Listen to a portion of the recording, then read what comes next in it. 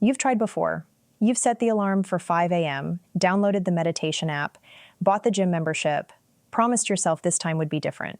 And maybe you made it a week, maybe two, then life happened. You got busy, you got tired, and suddenly it's 3 months later and you're back where you started. Here's what nobody tells you.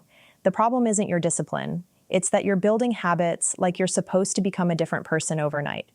In this video, I'm going to show you why most habit advice is designed to fail, and the one framework that actually works. Let's go. Part 1, the habit trap. Here's the lie we've all been sold. Just do it for 21 days and it becomes automatic, or 30 days, or 66 days, whatever number the self-help book says. So you pick the habit, let's say it's morning exercise. You're going to wake up at 6 a.m. and work out for 45 minutes every single day. Day 1, you're motivated, you do it. Day 2, still riding the high, you do it. Day 3, you're tired, but you push through. Day 4, your body hurts. Your alarm goes off and your brain says, we don't have to do this. We can start fresh Monday. And just like that, it's over. Here's what happened. You tried to install a habit that belongs to a future version of you. Someone who's already fit, someone who already loves morning workouts. But that's not who you are right now. Right now, you're someone who doesn't work out. And your brain knows it. So every morning, you're trying to convince yourself to act like someone you're not. That's not a habit, that's a daily negotiation. And you're going to lose. This is the identity gap from video 3, but now it's about habits specifically. Your brain doesn't build habits for future you, it builds habits for current you. So if you want a habit to stick, you need to start so small that your current identity can absorb it without resistance. Part 2, the minimum viable habit. Forget 21 days to change your life. Forget the perfect morning routine. Here's the only rule that matters. 1 is better than 0, not 1 hour, not 1 perfect session, 1 minute, 1 rep, 1 sentence. Let me show you what this looks like with the habits that actually matter. Habit 1, sleep, the non-negotiable. Let's start with the most underrated habit that controls everything else, sleep. You already know sleep is important. Everyone tells you that. But here's what they don't tell you. If your sleep is broken, every other habit will fail. Think about it.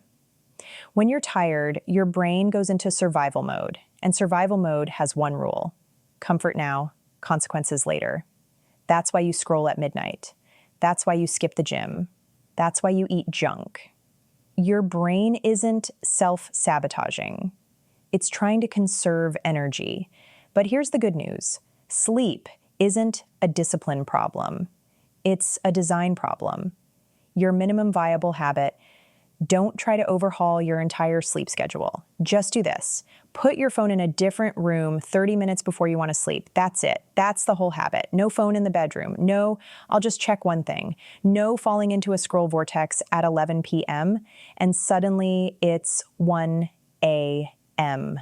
Your caveman brain, remember him from video 5? He's wired to check for new things. That phone is a slot machine. You will lose that fight. So remove the weapon, put it in another room. What happens next? Your brain will be bored. And when your brain is bored at night, it gets tired. Start there. Just the phone. Everything else, the perfect routine, the sleep mask, the supplements, all of that can come later. Habit 2, move your body. The identity shift. Here's the brutal truth about exercise. Most people fail because they aim too high. They decide, I'm going to work out for an hour every day, and their brain immediately rejects it because that's not who they are yet. Your minimum viable habit. Ask yourself, what would someone who moves their body daily actually do today? And here's the trick. They wouldn't do an hour. They'd do something, anything. Maybe it's 5 push-ups. Maybe it's a 10-minute walk. Maybe it's stretching for 2 minutes while the coffee brews. The goal isn't to get fit today.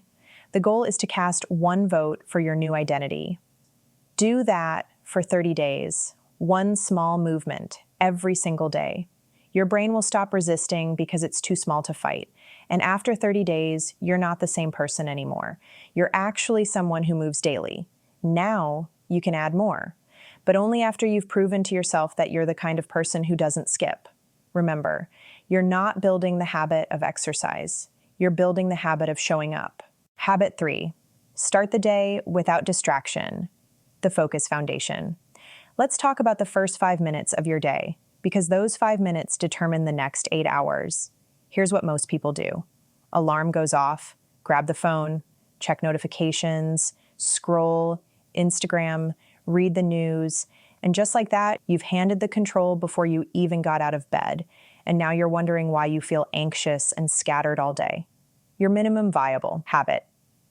For the first 5 minutes after you wake up, do not touch your phone. Use a real alarm clock if you have to. Do something that belongs to you. Make your bed, drink water, stretch, look out the window. Literally anything that isn't letting the internet into your brain before your eyes are fully open. It's about training your brain that the first moments of the day are yours. 5 minutes. That's all.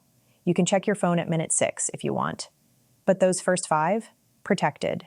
Habit 4, learn something small every day. The curiosity compound. Here's a habit most people ignore because it doesn't feel urgent. Learning, not studying, not formal education, just learning something new. Remember video 1? Your brain records new experiences and makes time feel slower. When you learn something small every day, your brain stays engaged. You stop living on autopilot. Your minimum viable habit, every day, spend 5 minutes learning one new thing. Not a course, not a book, just one thing. Maybe it's a YouTube video about how bridges are built. Maybe it's one sentence of a new language. Maybe it's a cooking technique. The topic doesn't matter. The curiosity does. Set a timer. 5 minutes.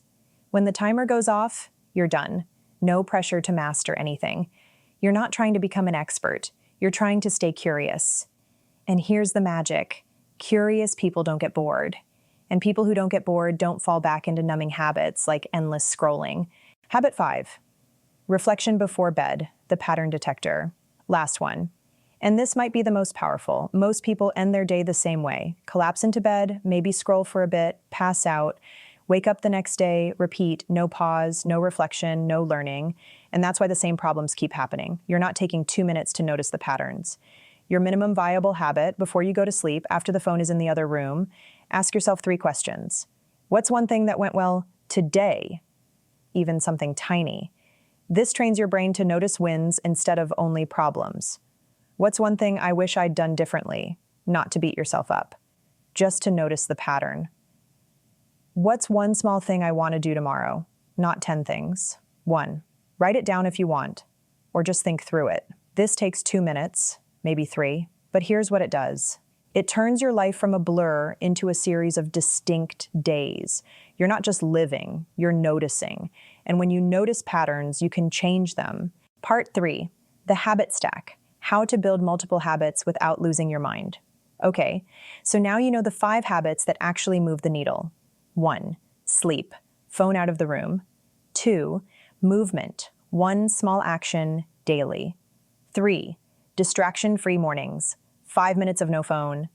4, daily learning, 5 minutes of curiosity. 5, nightly reflection, 3 questions before sleep. But here's the mistake people make. They try to start all 5 at once. Don't. Remember the identity gap?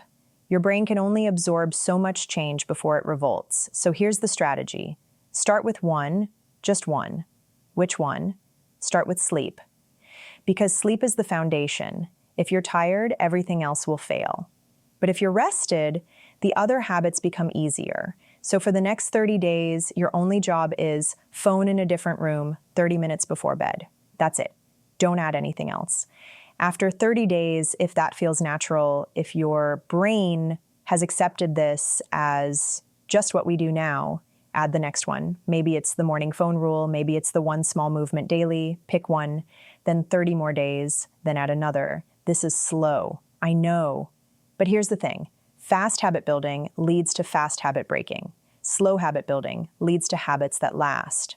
You're not trying to transform your life this month. You're trying to become someone different over the next 6 months, one small identity shift at a time.